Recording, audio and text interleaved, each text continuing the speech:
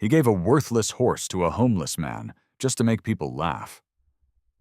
But what happened the night the fire came made him wish he could take it all back. No one noticed the horse standing still, except one man. And by the time everyone else understood why, it was already too late to pretend it didn't matter. The laughter came before the hammer ever fell.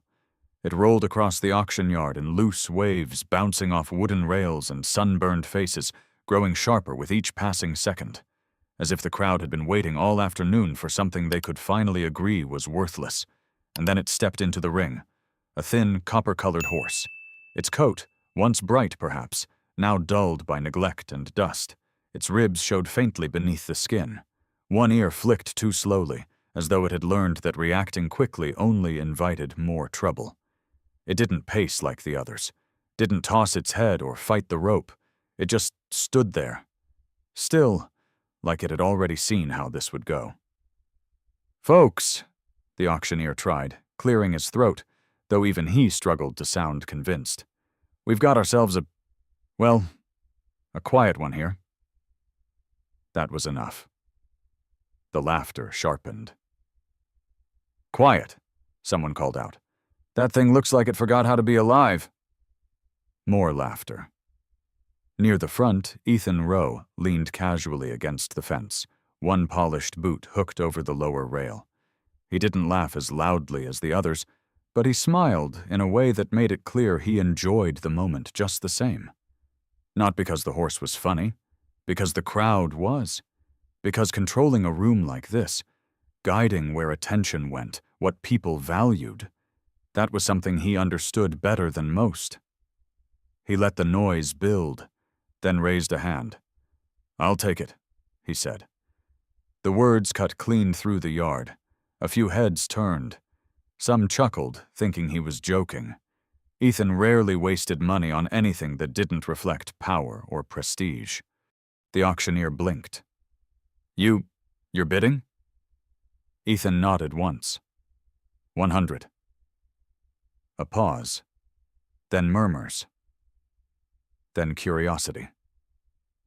But Ethan wasn't finished. "Actually," he added, straightening slightly, his voice lifting just enough to carry, "I don't want it." That got their attention. He turned, not toward the auctioneer, but toward the outer edge of the yard, where shadows stretched longer and fewer people bothered to stand. "See him?" Ethan said, pointing. Heads followed. A man leaned against the far rail, half in shadow. Caleb Mercer. Worn coat, dust-stained boots. The kind of stillness that didn't belong in places like this, not because it demanded attention, but because it refused to chase it. Most people barely noticed him unless someone else pointed first. Ethan smiled wider. "I'm buying the horse," he said, "and giving it to him." A beat. Then the laughter returned. Louder, easier now because it had a target. "Well, that's fitting," someone muttered. "Finally got himself something that matches." The joke spread like dry grass catching flame. Ethan let it. That was the point. The auctioneer hesitated, then lifted the gavel. 100. Going once. Caleb didn't move, didn't protest, didn't leave. He just stood there, watching. Going twice." The hammer struck. "Sold." The sound cracked through the yard, sharp and final. The handler led the copper horse towards the gate. The rope passed over the rail, into Caleb's hands. For a moment the world seemed to narrow. Just slightly. Not enough for anyone else to notice, but enough for him. The horse lifted its head. Its eyes didn't dart like the others had. Didn't flash with fear or confusion. It looked at him. Not searching, not begging. Just waiting. Caleb's fingers closed around the rope, rough fibers against rough skin. He didn't look back at the crowd. Didn't acknowledge Ethan. He stepped forward. The horse followed. The laughter lingered behind them, trailing like something unfinished. But with each step across the dust, it grew quieter, less certain. Until it was just another sound fading into the afternoon. They reached the edge of the yard where the noise thinned into wind and distant engines. The sun had begun its slow descent, stretching shadows across the dirt road ahead. Caleb stopped. The horse stopped with him. For a long moment, neither moved. Then, without turning, without raising his voice, Caleb spoke. "Well," he said quietly, almost to himself. His gaze stayed on the road ahead. "Guess they figured we belonged together." The horse flicked one ear. Caleb let out a slow breath, then added, softer, "Let's find out if they were wrong." The road carried them far beyond the last porch light, past the part of town where people still bothered to watch one another, and into a strip of open country where the land looked worn but honest. Caleb's cabin sat at the edge of that quiet place, crouched between leaning cottonwoods and a dry wash that only remembered water after hard rain. It was little more than a patched roof, a crooked porch, and 4 walls that had learned how to keep a man company without asking questions. The copper horse stopped near the fence line and studied it all with the grave patience of something that had survived worse than poor shelter. Caleb unlatched the gate and let the animal choose its own pace. No tugging, no soothing words dressed up like promises. The horse stepped through, lowered its head, then lifted it again when the wind shifted. Caleb noticed that. He noticed everything that didn't ask to be noticed. Inside the shed he found a half bale of hay, an old water trough, and a brush missing half its bristles. It would do. By dusk, the horse had water, hay, and a patch of ground clear enough to lie down on if it ever decided rest was safer than standing. Caleb remained nearby, mending a broken rail with slow hands, never crowding, never pretending trust could be rushed into the shape of friendship. The next morning arrived in pale silver. A low wind moved through the grass, carrying the smell of dry earth and cedar. Caleb came out with a bucket and found the horse already awake, facing east, ears tipped toward the hills as if listening to something too far away for human hearing. In daylight, the coat showed its true color, burnished copper beneath the dust, with darker streaks around the mane and shoulders like old fire trapped in metal. "Copper," Caleb said quietly. The horse turned one eye toward him. It was not a sentimental naming, just a simple fact, finally spoken aloud. Days settled into a rhythm built from small things. Caleb walked the fence. Copper followed at a distance, then close enough to stop when Caleb stopped. Caleb cut thistles from the pasture. Copper ignored the sweeter grass and lifted his head every time the wind changed. Caleb brushed dirt from the horse's flank and found no real stubbornness there, only a strange restraint, as though the animal had learned not to waste motion on people who never looked long enough to understand it. On the 4th afternoon, a boy appeared on the road with a coil of wire over one shoulder and dust on his jeans. He could not have been more than 12. He paused at the fence, his eyes going first to Copper, then to Caleb. "My dad sent this," he said, raising the wire a little. "Said your north post was leaning." Caleb nodded once. "That sounds like him." The boy set the wire down, but didn't leave. Copper had gone still again, not fearful, just intent. His ears flicked toward the western ridge, then back. The boy noticed. "He keeps doing that," he said. Caleb rested a hand on the top rail. "Doing what?" "Listening before anything happens." The wind moved across the pasture, soft but dry. Copper's muscles tightened under his skin. Not panic, warning. The boy stepped closer to the fence. "At the auction, they said he was no good." Caleb looked toward the horse, then toward the hills beyond him. "Most people only trust what performs on command," he said. "They don't know what to do with something that pays attention first." The boy considered that. "My name's Noah." "Caleb." "I know." That almost made Caleb smile. By evening, the light had turned amber and thin. Copper still had not relaxed. He stood facing the same direction, toward the distant ridge where the wind had begun to carry a bitterness too sharp to belong to cedar or dust. Noah smelled it a second later. "Smoke."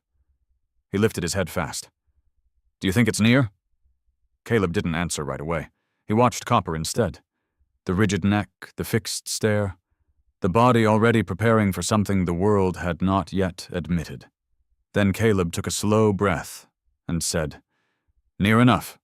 Noah followed his gaze toward the horizon, where a gray thread had just begun to rise into the evening sky.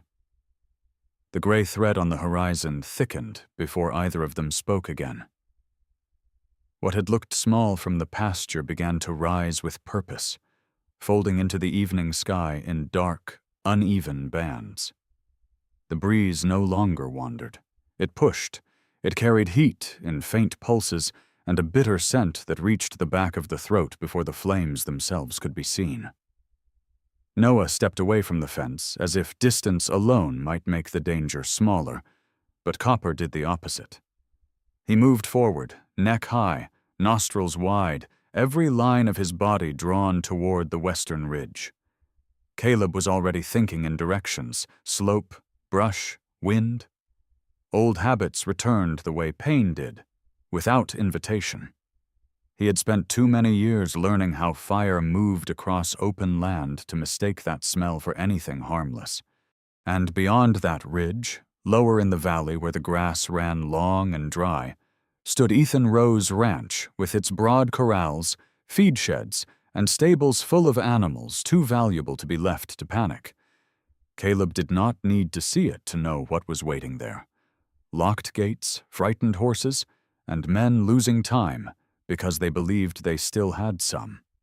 Noah looked up at him, the question already in his eyes. Caleb answered before the boy could ask. "Go home.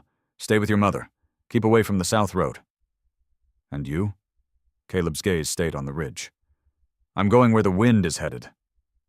Copper jerked once against the halter rope, then pulled again, harder now, as though the horse could no longer bear standing still while the world arranged itself into danger. Caleb untied him with quick fingers. There was no saddle ready, only an old blanket and a worn strap hanging by the shed door. But there was no time left for neatness. By the time he swung onto Copper's back, sparks had begun to show, brief orange teeth biting through the smoke line. The ride downhill was rough, fast, and half-blind. Ash-colored haze drifted between the trees, and the light had turned the strange copper red of evenings when the sun disappeared behind smoke instead of cloud. Copper did not run wildly. He chose his footing with fierce precision, cutting across the narrow trail and down toward the valley as if he knew the land better in fear than most creatures did in calm. Caleb leaned low over the horse's neck, not driving him, only keeping with him, letting instinct and memory braid themselves together beneath the rising roar of fire. By the time the ranch came into view, panic had already found it. Hands were shouting over one another in the yard. A feed wagon stood crooked near the main barn. Smoke rolled low over the fencing, and horses inside the long stable slammed wood with the desperate force of animals that smelled the trap closing before men admitted it was there. Ethan stood near the central gate, issuing orders too late and to too many people at once. His fine jacket was gone, but the disbelief remained on his face, that stunned expression of a man who had always assumed disaster would stop at the edge of what he owned. Then he saw Caleb. And after that, he saw the horse beneath him. For a heartbeat, shame and confusion crossed Ethan's face in the same breath, but Caleb did not slow for either one. "You need the south stalls open now," he called, pulling Copper hard to a stop in the yard. "Not in 5 minutes, now." Ethan stared through smoke and noise. "We're trying to move the breeding stock first." "The fire won't rank them for you," Caleb snapped. A crash thundered from inside the stable. One of the horses screamed, high and terrible, and that sound finally cut through the last of Ethan's hesitation. He turned, shouting for the men at the doors, but the delay had already cost them order. A pair of ranch hands fumbled at the latches while others tried to calm animals that had gone beyond the reach of human voices. Copper lunged sideways, ears pinned toward the stable, then surged forward before Caleb fully asked him to. Not away from the smoke, toward it. Caleb slid from his back as they reached the main doors. Heat spilled out in waves. Inside, the horses were throwing themselves against wood and iron, eyes rolling white, bodies slick with fear. One more minute of indecision, and the whole place would turn into a box of splintering panic. Caleb grabbed Ethan by the arm as the millionaire came up beside him. "Listen to me," he said, low and hard enough to be heard through everything else. "You can save your pride, or you can save your horses. Not both." Ethan looked past him into the smoke-filled dark, where shapes kicked and slammed and cried against the stalls. That was the moment the fire truly reached him. Something in Ethan's face broke before the first stall door did. Not loudly. Not in the way men liked to imagine change would come.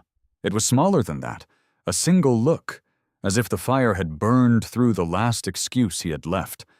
Then he turned and shouted for every latch to be thrown open, not just the expensive bloodlines, not just the animals nearest the yard, but all of them. The order ran through the smoke like a spark finding dry grass. Men rushed in different directions, wood banged, iron scraped. A wave of terrified motion surged through the stable.